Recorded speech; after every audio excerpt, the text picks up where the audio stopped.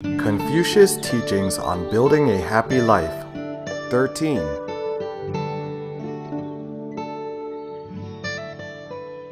Guidelines for being a good person.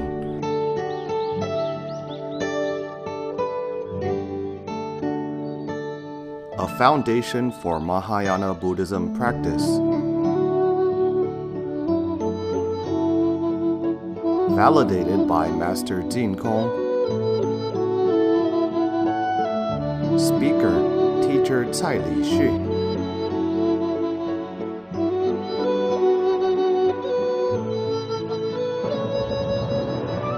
Elaborating Dizigui in detail. 13. Hello, my friends. Good morning to you all. Yesterday we spoke about I will make efforts to satisfy what my parents like and what they expect from me, and I will cautiously avoid what they detest. Yesterday we also mentioned that people must guard against developing many bad habits.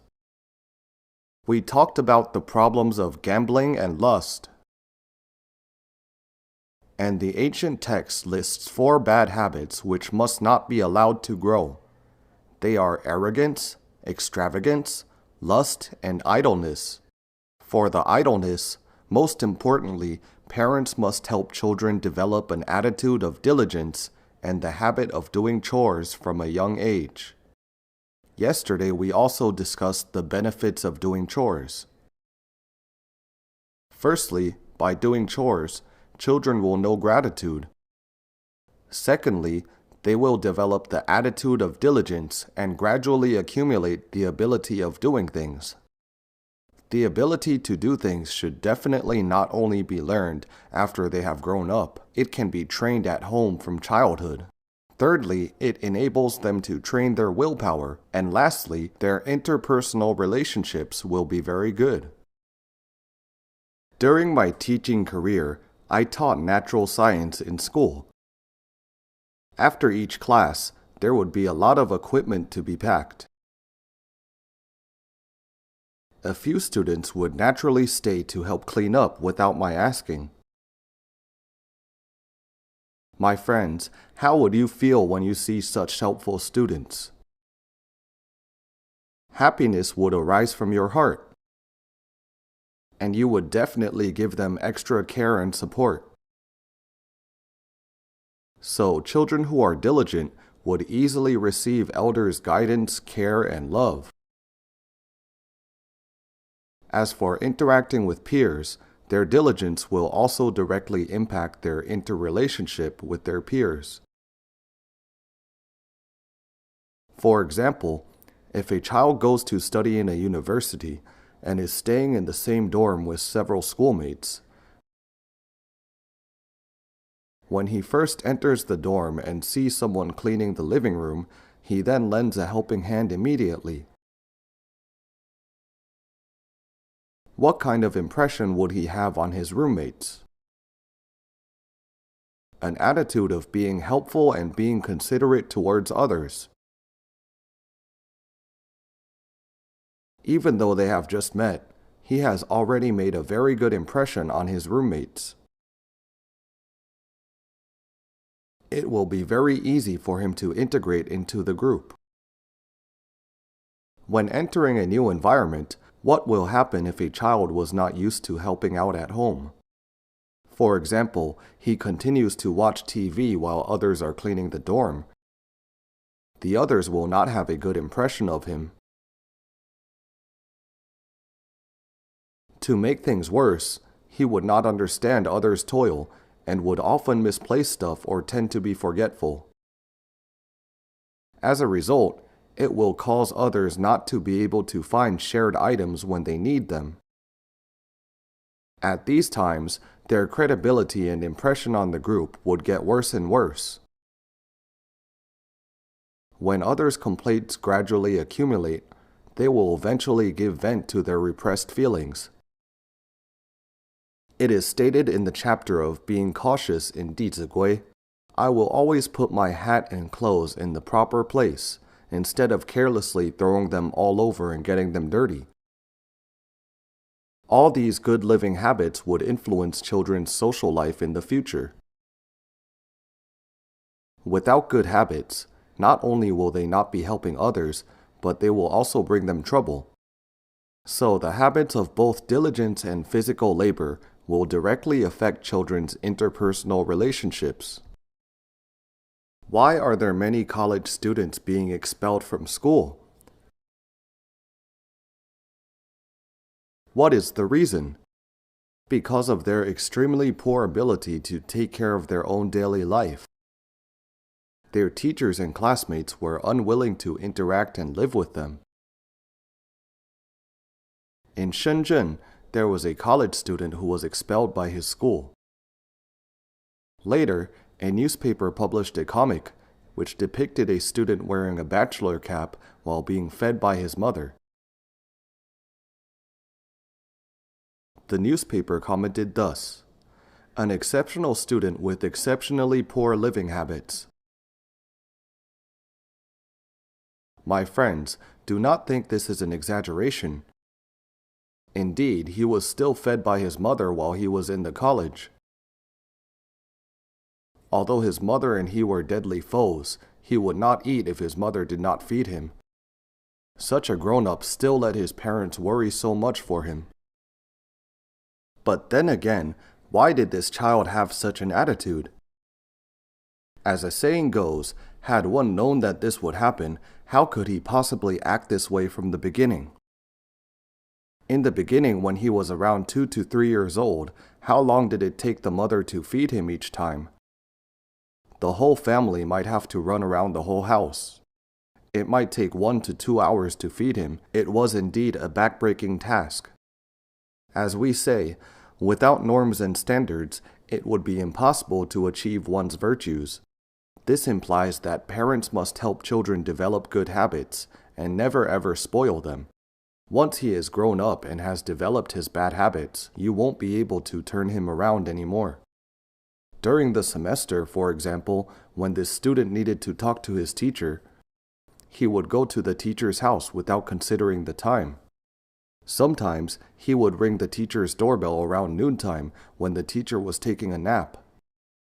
After the teacher let him in, he would ask to borrow the computer.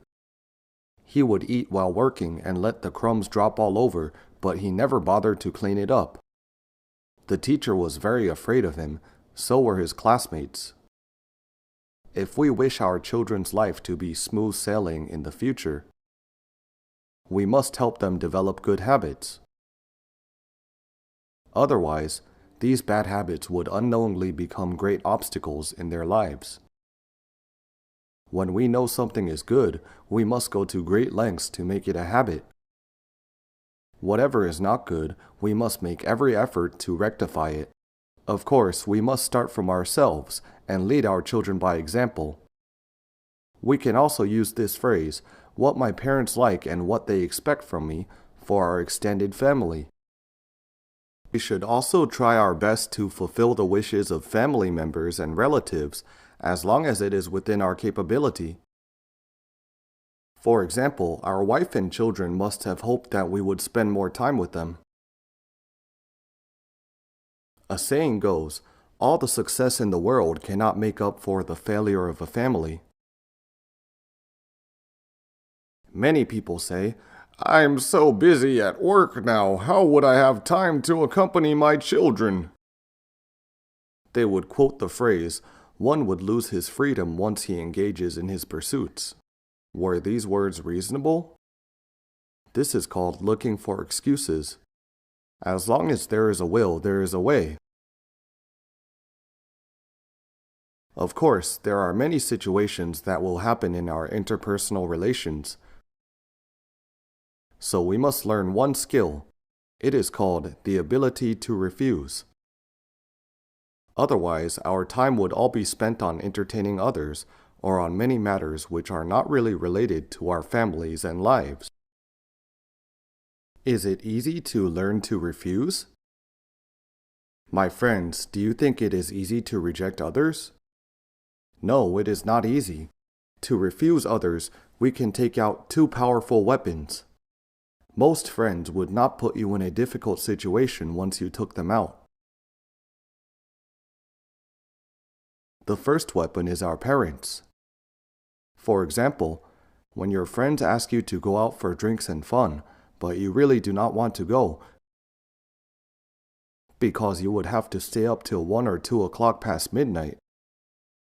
In addition, what kind of conversation would you engage in? Frivolous conversations and showing off knowledge. You really do not wish to go. At this time, you can use your parents as an excuse. You can tell them, I have already promised my mother that I will go back to accompany her tonight. I have given my promise 1 or 2 weeks ago. I must go home now. Upon hearing your explanation, what would most friends do? They surely would not force you to join them. Perhaps after you said this, they might stop and think, I have not visited my parents for quite a while as well. Instead, your refusal has awakened his filial mind. This is the first powerful weapon. The second weapon is your wife and children. When you do not want to go for unnecessary entertainment, you can tell them, Tonight I want to tell 2 moral stories to my children. I have set the time because I am now practicing Dizigui with them, making it our family rules. It is stated in Dizigui that when I speak, credibility is foremost. My children are still little. I would not want them to lose trust in me, so I must go home. When you take out these 2 trump cards, basically your friends would not force you. If these 2 reasons were still not effective and they still insisted on dragging you along, what should you do? Life has its gains and losses. If they are this kind of friends, you should make a wise choice to respect but stay away from them. Only then can we practice, I will make efforts to satisfy what my parents like and what they expect from me when we have more time. We have also learned earlier that we should greet our parents 2 times a day. Nowadays, it means we should visit our parents often if we don't live with them. They would be very happy if we do so. Some young people would also make use of their weekends to visit their parents. But how does it go when they visit their parents? They would bring their children along.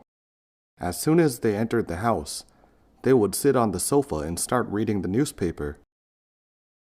While the young couple is sitting on the sofa, the children start playing and running around, and the grandparents are busy in the kitchen cooking.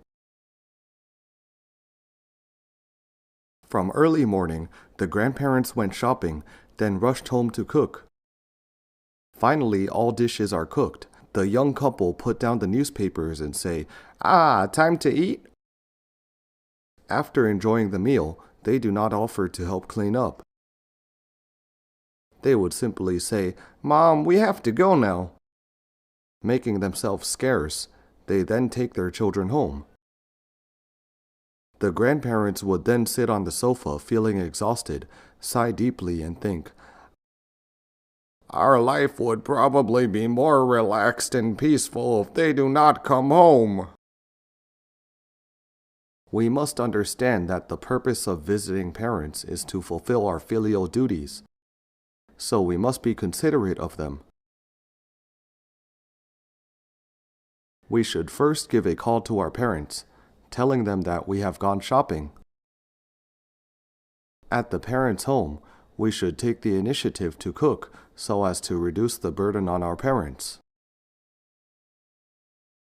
Only then will we be able to fulfill our filial duties. Let's look at the next phrase. When my body is injured, my parents will be worried. If my virtues are compromised, my parents will feel ashamed. When our health is poor and our body is hurt, parents would be very worried. We have mentioned yesterday that illness enters through the mouth. We must be very careful with our eating by practicing a healthy diet so that our parents would not have to worry about us.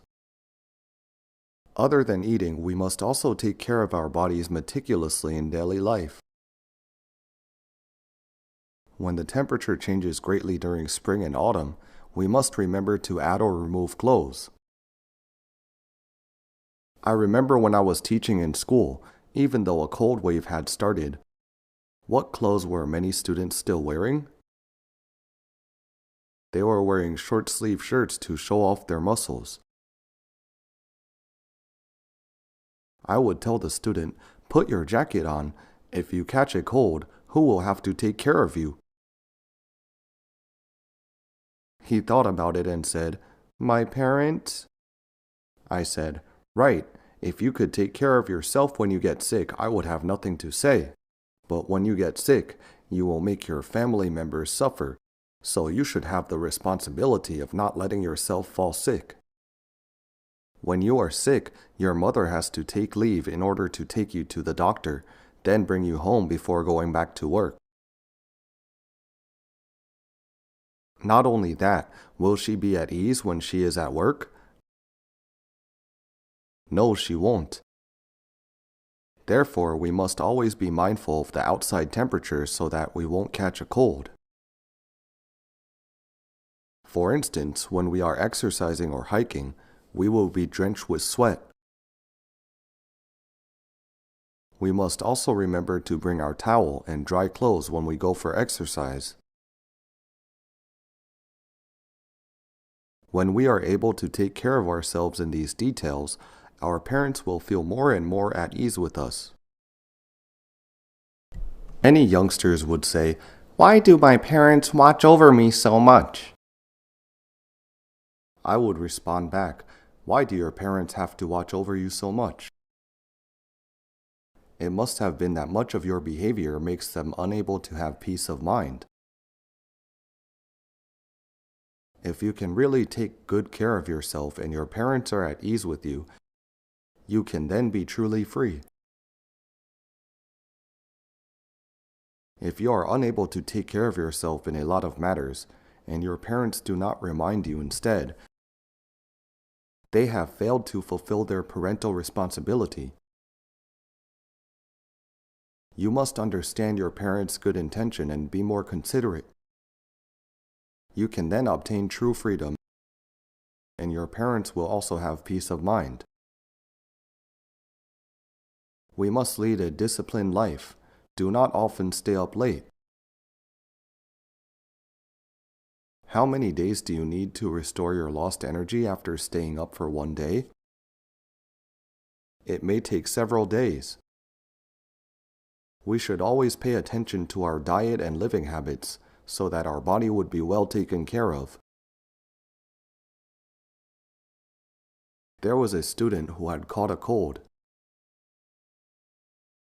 He wrote an entry in his diary saying, "I have caught a cold. I feel miserable not because of this hard-to-endure sickness, but because being unwell is being unfilial." You see, children who have studied Dizigui would be different from other children in terms of their abilities in making observations and introspections. The first chapter of the Classic of Filial Piety also gives us an important teaching. One's practice of filial piety must begin from taking good care of one's own body. My entire body, even every hair and bit of skin, has been received from my parents. I do not dare to damage it. This is the beginning practice of filial piety. Let's look at the next phrase. If my virtues are compromised, my parents will feel ashamed. When our virtues are compromised, we will bring shame to our parents, to our family members, and even to our country and race. During the end of the Han Dynasty, there was a minister named Dong Zhuo. After he gained his power, he exploited it to make chaos. Many people rose up to attack him. Dong Zhuo had a very bad ending. His entire family was executed. His mother, over 90 years old, also was killed on the execution ground. So as children, when our behavior causes such great pain and suffering to our parents, we really have not been good children. Even though there is no such punishment as executing the entire 9 clans now, if something went wrong in our career, such as causing the company to go bankrupt, we might incur troubles to our parents. Parents have endured much hardships for most of their lives, and at that time they might not even be able to save for their retirement fund. Even worse, they might have to appear in court in their senior years. It would be a desolate ending then. So, as children, we must live a life of sincerity, trustworthiness, and steadiness. We must never be overly ambitious, causing trouble for ourselves and for our parents. This is about, if my virtues are compromised, my parents will feel ashamed. On the contrary, if we can keep improving our virtues, using them to benefit society and our nation, we would fulfill this teaching from the classic of filial piety. Establish my virtues, practice Tao, and have posterity commemorate my name so as to bring glory to my parents. This is the ultimate practice of filial piety. Is it true that we can only bring glory to our parents only after they pass away? No. If we are able to contribute to society from a young age, our parents will take pride in us and they will be very comforted for the rest of their lives. Mencius has a very important teaching which states, "Of all services, which is the greatest? The service to parents is the greatest." Serving one's parents is the most important matter in life. Of all guarding, which is the greatest? The guarding of one's body and reputation is the greatest. We must guard our physical body as well as our reputation, never doing things that violate the morals and the law, so as to cause embarrassment to our parents. When our deeds are immoral, our parents will be ashamed, our family members will also feel ashamed, even our next generation may also be ashamed. The internet is now so advanced. The interaction among people has become very frequent. If we have no judgment and are irrational, we are very likely to commit deeds that we would regret for our entire lives. So it is very important to guard our physical body and our reputation. In today's society, the one-night stand has become very common. This will not only bring oneself shame, but will make one's children hang their heads. So we must be prudent with our speech and deeds, and never invite humiliation to ourselves. Actually, why do people commit such wrongdoings? For men, it could be overindulgence in sensual pleasures. This is all because they have not set an aspiration since young. Their life is only centered around enjoyment to squander their time. So, by letting children set their aspiration, they would then not be affected by these social corruptions. Why do women also commit such wrongdoings? For many of them, it is due to their sense of vanity. Once you are wild about vanity, you will be fond of sweet talk. As many men with ill intentions use enticing speech, these women would then very likely take the wrong steps. We must introspect ourselves so as to avoid such wrongdoings.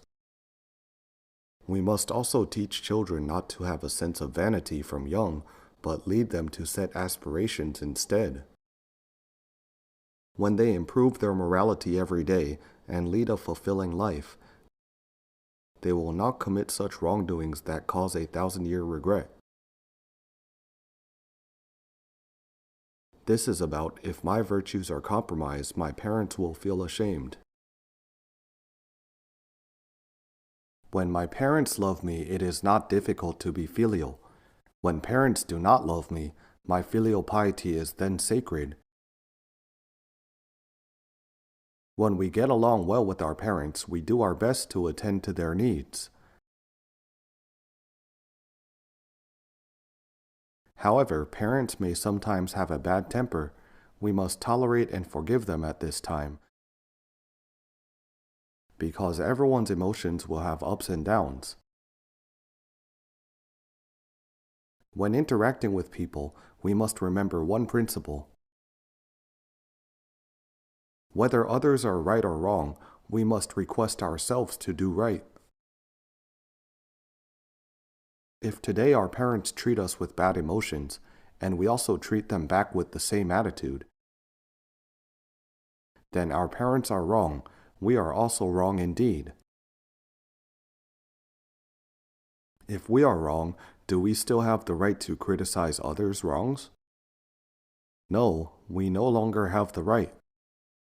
Whether it is our parents, close relatives, or friends, even if they treated us with the wrong attitude, we should still use the right attitude to interact with them. Otherwise, we have lowered ourselves to their level and have no right to criticize their wrongdoings at all. This is a rational attitude. Whether others are right or wrong, I must first do right. Owing to such a life attitude, many Chinese sages were able to maintain their utterly sincere filiality under their parents' unreasonable and hateful treatment. Moreover, they were able to transform their family's atmosphere because of their sincere filiality, thereby bringing harmony and happiness to the family. During the Zhou dynasty, there was a filial child named Minzi. His mother died quite early, and his father remarried. His stepmother treated him badly because she gave birth to 2 sons later. In the winter, she would make warm coats made with cotton for her own 2 sons, but used reed flowers to make clothes for Minzi. The coat made from reed flowers looked very big and fluffy, but could not keep him warm. One day, his father asked him to drive the horse carriage. With the winter wind gusts blowing, Minzi trembled as he maneuvered the carriage. Seeing Minzi's trembling despite wearing a thick coat, his father thought his behavior might harm his stepmother's reputation. People might think that his stepmother was mistreating him. His father was very angry and took a riding crop to whip Minzi. As a result, his coat was torn open and reed flowers flew out. His father was very angry and thought, "How could the stepmother abuse my son?" Furiously, his father wanted to divorce her when they got home. Under that urgent situation, Minzi immediately knelt down and pleaded with his father. "Dad, please do not let mother go. Because with a mother around, only one child will suffer from chill, yet a mother's absence will leave 3 children with no one to depend on." He let his father understand if the mother stayed, he would be the only one suffering from the winter chill. Yet he and 2 younger brothers would all endure cold and hunger if the mother left. Upon hearing Min Zetian's sincere plea, his father was deeply moved and his anger diminished. His stepmother felt very much ashamed. Such a young child could be so considerate of her and her two sons, but an adult like her was so mean to a little child. Min Zetian's filial piety and virtuous deeds had transformed his stepmother, and his family lived happily and harmoniously ever after.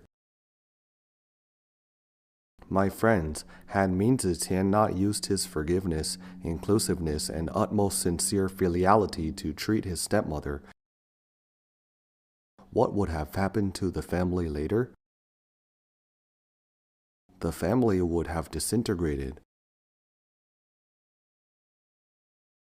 So when encountering matters, we must never be emotional and act rashly. If we were to repay a grudge with a grudge, the result would surely be undesirable. We must believe that utmost sincerity can move a heart of stone. Only by using an utterly sincere and filial heart can we stage one good show after another in life.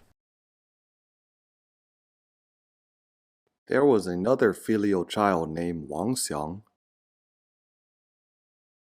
There is a very famous story of his called Wang Xiang Split the Ice. When the weather was biting cold, his stepmother asked him to catch fish for her. Catching fish for her to eat. Was there any fish to catch in a land full of ice and snow? Was there any? No, there was not. What would have happened if Wang Xiang had refused to go? He might have been beaten, or his stepmother might not even let him enter the house. When being treated in such a manner, he did not complain at all, but went on heading to the icy ground where he wept alone. Because of his utmost sincerity, heaven and the earth were moved. The earth split open and two fishes jumped out from the crack. He then took the fish home to serve his stepmother. Of course, his stepmother's unreasonable request was definitely not just this one. His stepmother also made things difficult for Wang Xiang on many occasions. But Wang Xiang did not regress his practice of being filial because of that. Once it looked like it was about to rain. His stepmother told him, "It is windy and going to rain outside now. If the fruits drop from the trees, I will punish you." Wang Xiang ran out, hugged the fruit trees in tears, and prayed that the fruit would not drop. His sincerity had also moved the trees. Scientists have proved that plants and minerals would respond to people's minds. As a result, only a few fruits dropped. Many dangerous predicaments had turned safe because of Wang Xiang's filial mind. My friends, is it easy to move and transform a person? Not easy. We must have great patience. Wang Xiang's filial endurance for his stepmother did not end at his childhood. Even after he grew up and got married, his stepmother not only mistreated him, but also his wife. Wang Xiang's virtues had moved his brother, Wang Lan.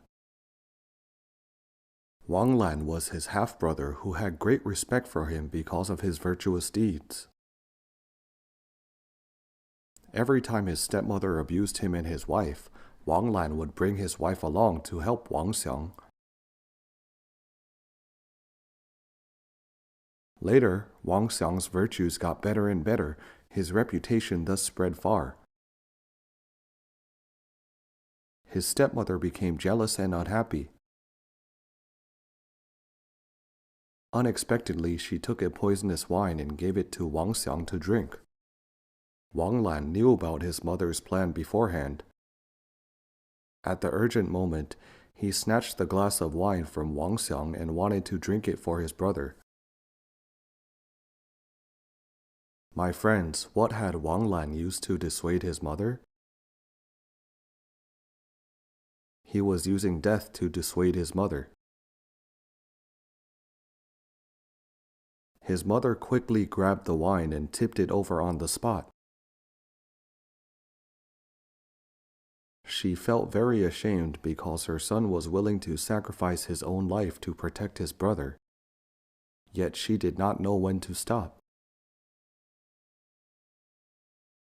Wang Lan's act had awakened his mother's innate nature,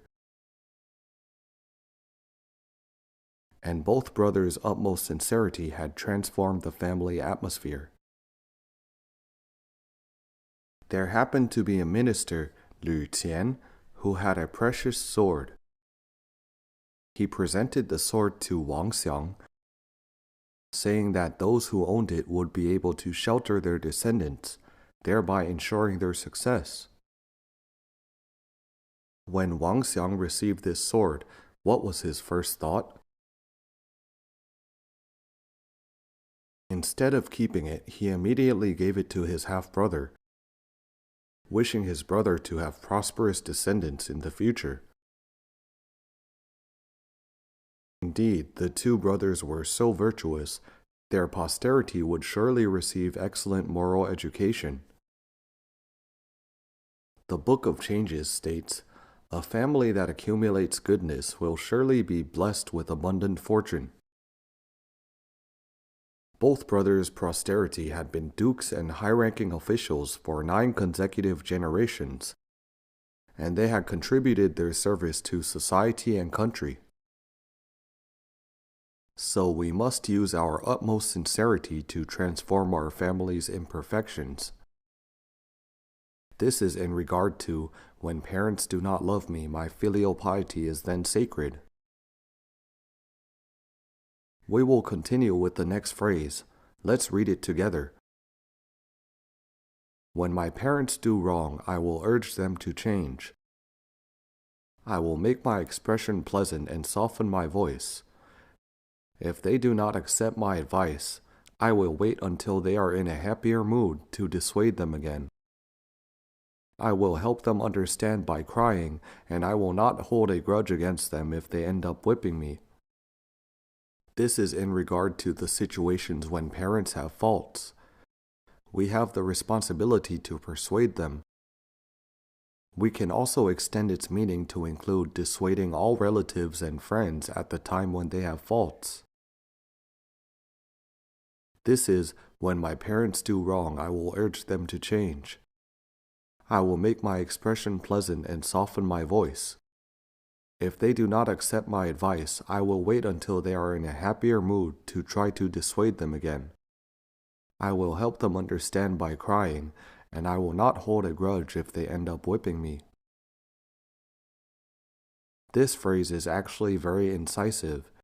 Not only does it tell us that it is our duty to give advice to our close ones, it even points out to us the method, attitude, and timing of exhorting. Let's take a look. When exhorting others, we should firstly pay attention to our intention. Secondly, timing. Thirdly, attitude and method. And the fourth, we also have to be very patient. It is indeed not easy to exhort someone. It requires good cultivation. Have you ever encountered someone who immediately rectified his faults after your exhortation? Is there really this kind of person? If there is, you must introduce him to me because he could be a reincarnation of Yang Ren. What had Yang Ren accomplished? Never made the same mistake twice. If there is still such a person now, you must urge him to come out and promote Chinese culture. Generally speaking, many adults' behavior was not formed in 1 or 2 days. As the adage goes, 3 feet of ice was not formed by one day's chill. Since it was frozen for so long, you must patiently use your fire to heat it up before it can melt away. So we must first observe our intention before we exhort our relatives or friends, ensuring that our every thought is for their best interests. It must not be a form of controlling. You must listen to me. It is not okay if you don't. If we use a controlling or domineering attitude, we might see the opposite result. We had experienced some incidents whereby people got into a quarrel when exhorting others, or even made another party fly into a rage out of humiliation. In such cases, we have lost our initial purpose of exhorting others. So we must always remember our original intention of hoping the other party would change for the better. When our intention is firm, we would naturally adjust and rectify our attitude and method. When I was teaching in school, many of the students liked to come to me and tell on their classmates. I would ask them, when you tattle on your classmates, what is your intention? Are you gloating over others' misfortune? Or do you really want your classmate to change for the better?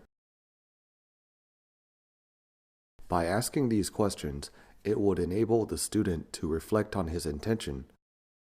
I would then tell the student, if you really want your classmate to turn over a new leaf, you can advise him directly instead of letting a teacher do it. Of course, the premise is to establish students' good attitudes in dealing with interpersonal relationships and tackling matters. For example, everyone in class has learned Dizigui. There is a phrase in this book which states, "If I am uneasy about compliments, yet appreciative of criticism, upright and virtuous people will gradually come close to me." Such a person will feel fearful and uneasy when hearing others' compliments, and are grateful when others point out his shortcomings. When the whole class has such an attitude, they will appreciate and help each other to build up their moral character. We would see one student bowing to another and saying, "Thank you for pointing out my shortcomings." When children know how to exhort others, and also appreciate others' exhortation, such an attitude would be of tremendous help to their lives. So when exhorting others, we must first pay attention to our intention. Second is the right timing. When is the proper timing to exhort others? As an adage goes, we should praise others' goodness in public, yet exhort others' faults in private. When praising others' virtues and good deeds, we can do it in public, because it can enable other people to practice. When I see the good points of others, I should strive to follow their example. When you acknowledge one's good deeds, he will also be encouraged to work even harder. But when dissuading others from doing faults, we must do it in private, in the absence of other people. Why? Why must we do it when there are no other people around? What is the most important to an adult? Our face. Isn't face expensive? Is it? How much is a half kilogram for face? Nevertheless, in order for a person to succeed in acquiring virtues and wisdom, there is one thing which they must sell out. They must sell out their face. Later, if any of you wants to sell yours, I will buy it from you. But in interpersonal relations, we must take care of others' face. That is why we must dissuade others from doing misdeeds in private. When you act in such a manner, the other party will also feel that you are very considerate of him. If you were to speak of his faults in public, conflict and debate might occur on the spot. So exhorting others' faults in private, this is catching the timing correctly. It is stated in the Analects, in failing to exhort someone who is open to advice. When the timing is right for you to exhort someone, yet you do not do so, you have failed to fulfill your duty. The complete quote is, in failing to exhort someone who is open to advice, we have failed in our duty. We have failed in our duty of being a child or being a friend, etc. Speaking to someone who is not open to what you have to say. When the timing was still not right, but you were too hasty and gave him an inappropriate exhortation, this is a slip of the tongue. You would probably give a wrong remark and turn your good intention into a bad deed. So among the 5 ethical relationships, we must fulfill this duty on each of them. Parents and children should give advice to each other. Superiors and subordinates should also give advice to each other. As long as you accepted the job from a company, you then have the responsibility to assist the company and your leaders. So superiors and subordinates should also give advice to each other. What about a husband and wife? Of course they have to. To assist the other spouse and educate children is the duty of both spouses. Furthermore, siblings should give advice to each other as well. Lastly, friends should do the same. These are all the natural duties of being a human. We must elevate our wisdom of exhorting others. We can then help our relatives and friends lead a better life through our words of wisdom. The text of Dizigui states, "If they do not accept my advice, I will wait until they are in a happier mood to exhort them again." This word happier is very insightful. When others refuse my advice, when should I exhort them again? When? Yes, when they are in a happier mood. We must closely observe their speech and their facial expression. What kind of attitude and method should we use? I will make my expression pleasant and soften my voice. This is the attitude. We must keep ourselves calm because our emotion will affect them directly. When we do not get emotional, he will also not get emotional. So we must firstly make my expression pleasant and soften my voice, and then catch the right timing to give them advice. Next, I will wait until they are in a happier mood to exhort them again. What does this again mean? Correct, again and again. It implies that we must be very patient. Where does this patience come from? Yes, patience arises from the heart of filial piety, fraternal love, and loyalty. We will eventually accomplish our goal through this mentality. If today we failed to persuade others successfully, we must understand that the problem lies in us, not in them. When we can always introspect ourselves, our wisdom of exhorting others will keep growing. Others will naturally feel our true sincerity. We can definitely transform them. So we must hold on to one attitude. If others did not accept my exhortation, it is because my cultivation and virtues are still lacking. So their transformation has not yet occurred. There is also one preliminary work when it comes to exhorting others that we need to consider. Confucius said in the Analects, a virtuous man would first establish the trust of others before he would exhort them. A virtuous man has a precondition before he exhorts others. Only when he has earned the trust of others would he give his exhortation. Without trust, the other party would think that we have intended to slander him. If the other party does not have trust in me, yet I rush to give advice, they might think that I was trying to defame him intentionally. So today, if we want to give advice to others, we must first gain their implicit trust. Only when our parents, leaders, spouses, friends, or siblings have full trust in us can our exhortation then be effective.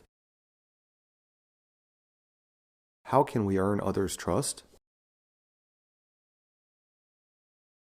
We all wish our family and friends would trust us implicitly. But can we gain such a trust by seeking from praying? No, it can absolutely not be gained by praying. Very often we are very envious of those who are popular and are trusted by many people. Well, we only circle around the effect, but never ponder the cause.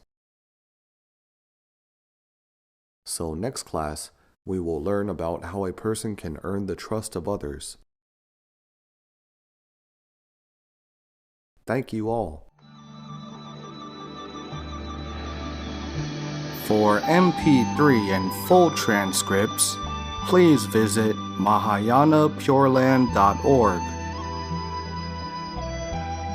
No copyright. Welcome to Circulate. Infinite merits to propagate. Filial to parents, respect to teachers. See you again.